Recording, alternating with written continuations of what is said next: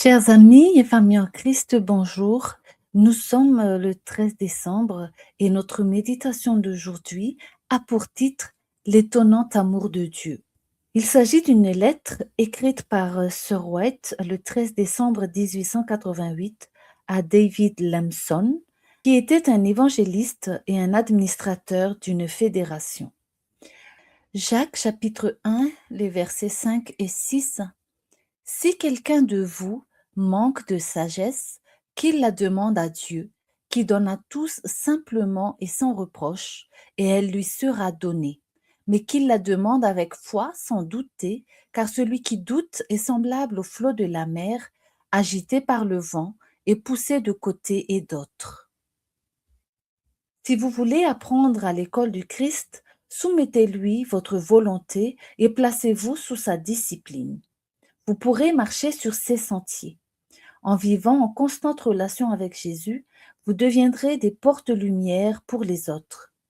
Vous et moi avons besoin de sentir notre totale dépendance de Dieu, de sa grâce, de ses directives. Dieu désire que vous harmonisiez votre vie à ses plans. La soumission à l'autorité du Christ est non seulement à l'opposé de l'orgueil blessé par les avis et les conseils, mais elle incite aussi ceux qui la possèdent à décider de se soumettre les uns aux autres.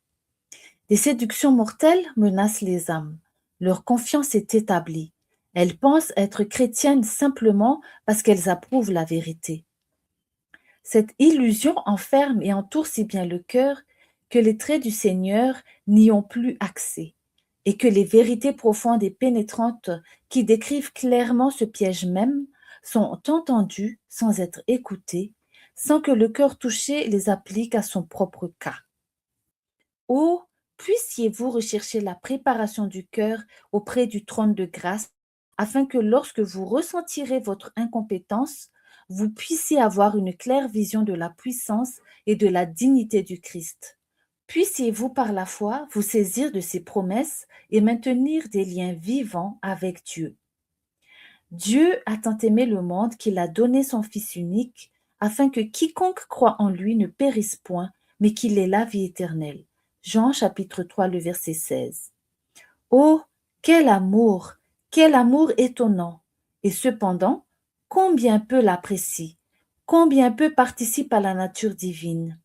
Ayant entrepris sa merveilleuse œuvre de rédemption, Dieu décida de ne pas abandonner son plan, mais au contraire de ne rien épargner, quoi qu'il en coûte, de ne rien conserver, quelque précieux que ce soit à ses yeux, qui puisse être essentiel à l'accomplissement de son dessein de déverser sur l'homme, don après don, jusqu'à ce qu'il lui ait ouvert tous les trésors des cieux. La grâce salvatrice de Dieu, une meilleure conception de sa grandeur, de sa justice, de sa miséricorde et de son amour ne peuvent remplir le cœur et le laisser sans but. On ne doit pas prendre à la légère la connaissance de Dieu que Jésus vint apporter du ciel.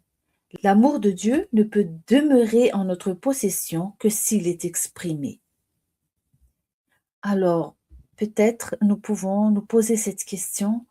Ne tombons-nous pas souvent dans le piège de croire que l'amour de Dieu exclut la soumission à sa volonté?